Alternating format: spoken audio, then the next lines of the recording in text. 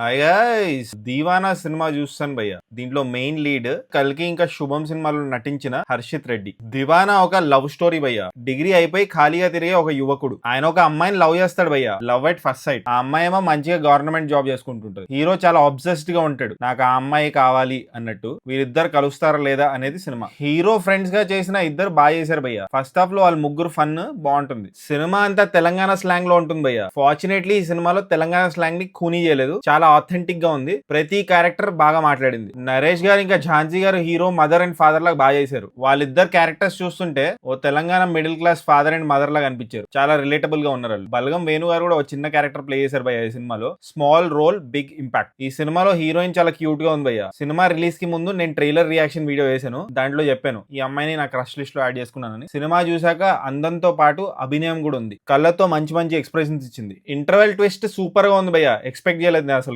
Genuinely I was shocked. ఎందుకంటే చాలా clean గా ఉంటుంది ఇంటర్వల్ బ్లాక్, బట్ చాలా ఇంపాక్ట్ఫుల్ గా ఉంటుంది. తల నరకడాలు, వేరే పాటలు నరకడాలు ఇలాంటివి ఉండవు. అలాంటి షాకింగ్ ఇంటర్వెల్ కాదు, but unexpected interval. And climax కూడా హార్ట్ టచింగ్ గా ఉంటుంది భయ్య. ఇద్దరు మెయిన్ లీడ్స్ పర్ఫార్మెన్స్ సూపర్ గా ఉంటుంది అక్కడ. ఎస్పెషలీ హర్షిత్ రెడ్డి బాగా చేశాడు. ఓ మా టురులా మూమెంట్ అది.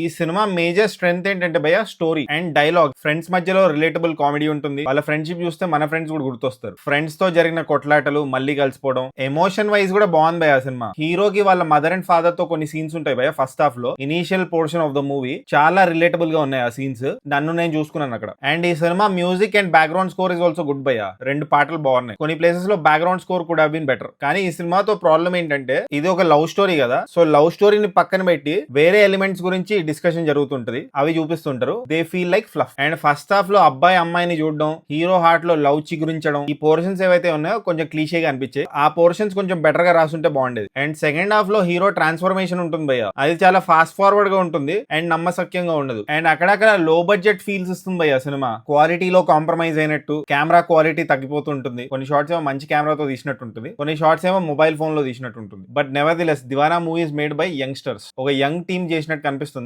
చాలా లో బడ్జెట్ లో, కానీ good interval twist, emotional climax, story బాగుండడం వల్ల ఈ సినిమాకి ఒక ఛాన్స్ ఇవ్వచ్చు భయ్య. లవ్ స్టోరీస్ నచ్చే వాళ్ళు మీరు చూడొచ్చు ఈ సినిమాని. సో ఫైనలీ ఈ సినిమాకి నేను ఇచ్చే రేటింగ్ 2.63 టమాటోస్ భయ్య. ఒకవేళ మీరు ఈ సినిమా చూస్తుంటే మీరేం టమాటోస్ ఇస్తారో కామెంట్ చేయండి. జస్ట్ ఇన్ కేస్ ఇంకా సబ్స్క్రైబ్ చేసుకోకపోతే సబ్స్క్రైబ్ చేసుకోవచ్చు కదా. పుచ్చు పుచ్చు.